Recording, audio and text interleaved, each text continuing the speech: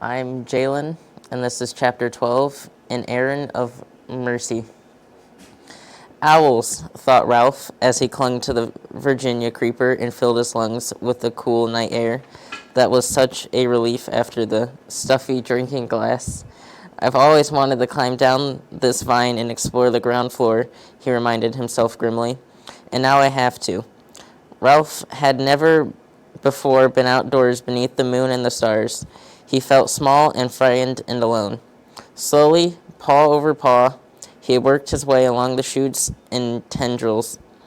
An owl, uncomfortably close in a pine tree, hooted, and Ralph huddled shivering in the shadow of a leaf, aware that he was losing precious seconds.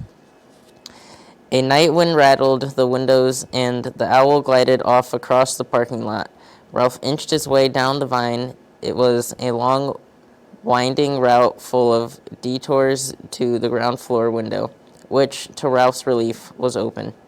Upon reaching the sill, Ralph leaped to the floor of the room in which three young men of college age were sleeping, two in beds and one in a sleeping bag on the floor. An aspirin, I must find an aspirin, thought Ralph, darting under the bed. He bumped into a dust mouse, which startled him, but he did not find an aspirin. He was in such a hurry he ran over the man in the sleeping bag instead of taking time to go around. There under the dresser, gleaming in a shaft of moonlight, he saw a round white pill. He went closer. Yes, it really was an aspirin tablet. At last, Ralph was positive it was an aspirin and not some other pill because it had letters stamped on it. Ralph could not read the letters, but he knew they stood for an aspirin. He had been warned about them often enough. Now all Ralph had to do was figure out how to get the pill upstairs to room 215. Telling himself that in spite of all that had happened that night, it could not be much past 1 o'clock in the morning. Ralph had pushed and half-rolled the aspirin tablet around the man in the sleeping bag to the door. He shoved it under the door and with great difficulty squeezed under himself. The first floor carpet was thicker and of better quality than that of the second floor. Ralph worked his way with the aspirin down the hall to the lobby where the night clerk was asleep on a couch.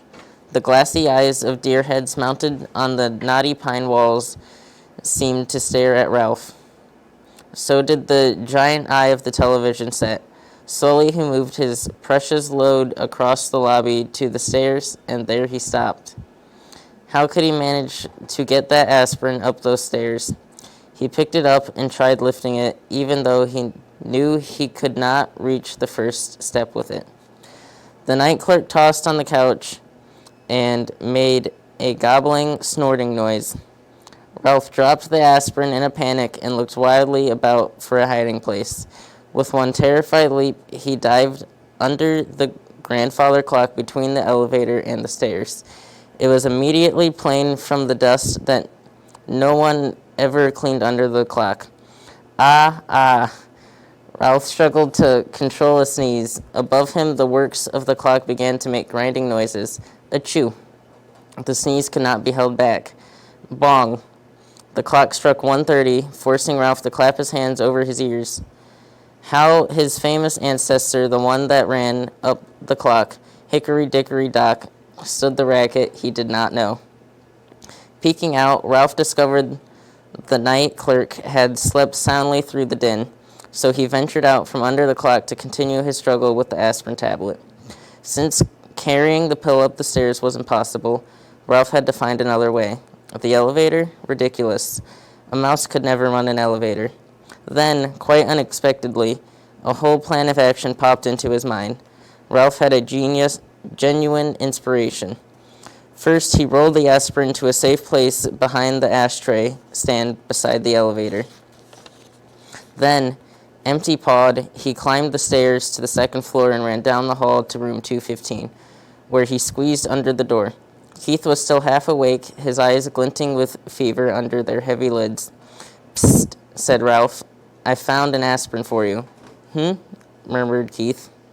An aspirin tablet. I found an aspirin. Where is it? Keith was more awake now. Down on the first floor. Oh? Keith was obviously disappointed. Now wait, said Ralph.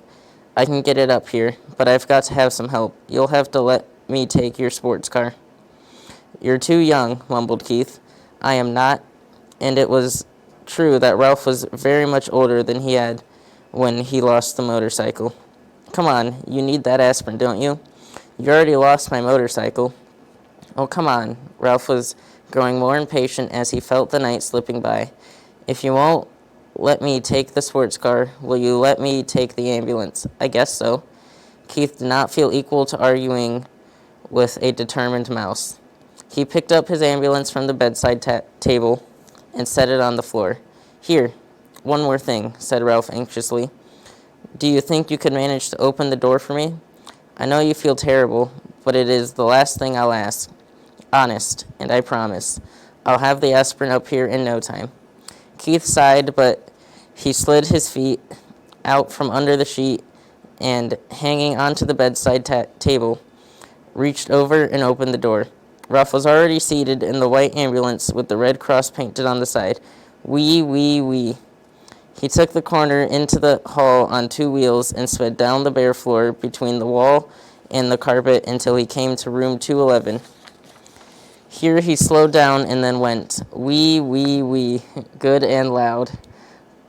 This carried him, as he had planned, to the elevator. It was a crucial moment. Now he would find out if his plan was going to work. The little dog in room 211 began to whimper and then to bark, just as Ralph had planned. In a moment, the door opened and the man stumbled out with the little terrier in his arms. Oh, all right, he grumbled. I'll walk you. Shut up, will you? Ralph waited, his paws tense on the steering wheel. The man walked groggily to the closed elevator door, where he managed, in spite of the wriggling dog in his arms, to push the button. Soon the elevator door slid open. Ralph knew the timing was important. The man entered the elevator. The dog barked. Wee, wee, said Ralph, hard enough and fast enough to shoot the ambulance at great speed across the yawning crack between the floor of the hall and the floor of the elevator before the man turned around. As the dog's owner turned, Ralph steered skillfully around his feet and parked the ambulance behind him. The man pressed the button, the doors closed, and the elevator actually began to descend. Do you know what you are? The man sleepily asked the dog. You are a nuisance, that's what you are. A four-footed, hair-covered nuisance. The dog ignored his master. I know you're down there, he yapped to Ralph. If I could just get down, I'd get you. Ralph did not answer.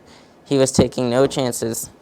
He waited quietly inside his ambulance until the man had carried the dog out before he drove out of the elevator. He jumped out of the ambulance,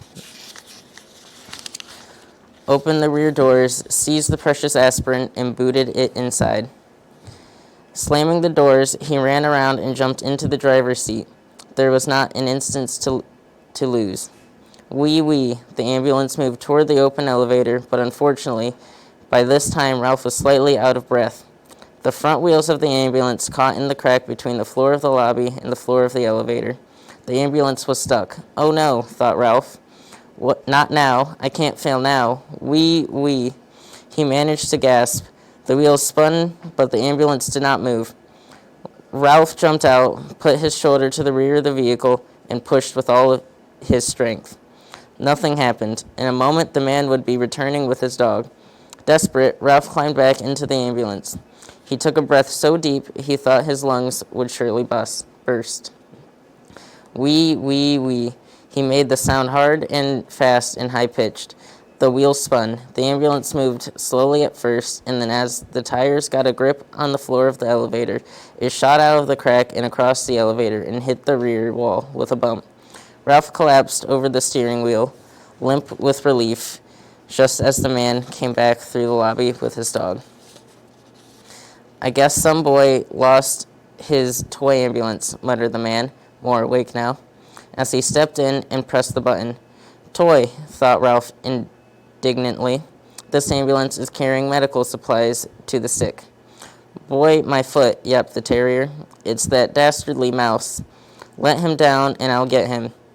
Ralph did not try to answer. He was saving all his breath now to get the ambulance across the crack once more.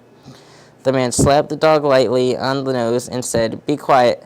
I took you outside, didn't I?"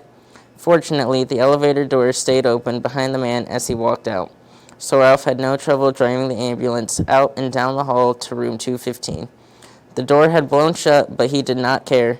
He jumped out of the ambulance and ran around to the back, where he unloaded the aspirin, shoved it under the bedroom door, and squeezed under after it. "Hey, Keith, I've got it." Ralph was filled with triumph. "I've brought you an aspirin."